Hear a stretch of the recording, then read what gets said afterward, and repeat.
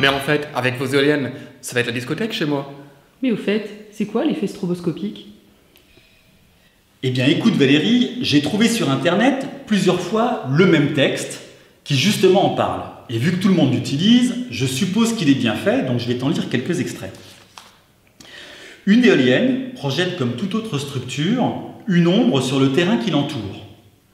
Si vous habitez très près d'une éolienne, vous vous sentirez gêné de temps à autre lorsque les pales le traversent, coupant le soleil en morceaux. Ce qui peut créer chez l'homme des pertes d'équilibre ou des crises d'épilepsie. Alors, c'est bien sympathique, mais je pense que maintenant, il faut rétablir la vérité.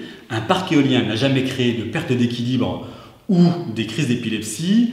Et je vais vous expliquer dans le détail pourquoi, mais regardons tout d'abord de quoi on parle. Pour faire cette vidéo, j'ai eu besoin d'être assez proche de l'éolienne et d'y aller, bien évidemment, un jour ensoleillé. Si j'avais été plus loin, cet effet très visible au sol aurait été dilué. C'est un peu, en fait, comme les ombres chinoises. Si tu n'as pas la bonne interdistance entre tes mains, le mur et l'éclairage, eh ben, tu ne vois pas une très belle ombre chinoise. Mais bon, on ne peut pas dire qu'il n'y a pas d'ombre, on le voit bien sur cette image. Et vous, intervenants, comment vous faites? Nous réalisons une étude stroboscopique avec un logiciel qui calcule cette ombre. Ce logiciel part du pire des cas, c'est-à-dire il y a toujours du soleil, mais le plus important, l'éolienne est toujours bien orientée, c'est-à-dire face au soleil, pouvant créer une ombre. Tu peux voir sur cette carte le résultat de cette étude.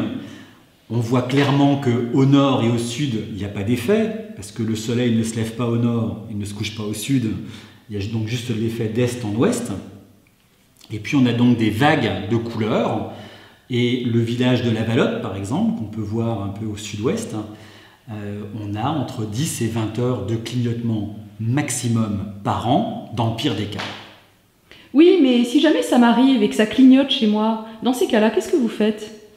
Écoute Valérie, la probabilité que ça clignote est très très faible parce qu'il faut en plus que la maison soit bien orientée, qu'il n'y ait pas d'arbres, etc. Par ailleurs, ces 10 à 20 heures de clignotement maximum, c'est pas 10 heures d'un seul coup, c'est sur l'année, ce qui veut dire que finalement, ça va être par exemple au mois de septembre, entre les 3 semaines de septembre ou 4 semaines en septembre, ça va clignoter entre 5 et 10 minutes dans un jardin. Et si jamais ça arrive, eh bien tout simplement, on arrête l'éolienne pour pas que ça puisse se produire. On le fait systématiquement quand on dépasse 30 minutes, c'est-à-dire on réduit déjà bien, et puis on peut le faire également si ça gêne quelqu'un sur simple demande, ça fait partie de nos engagements. Merci, professeur Fabrice.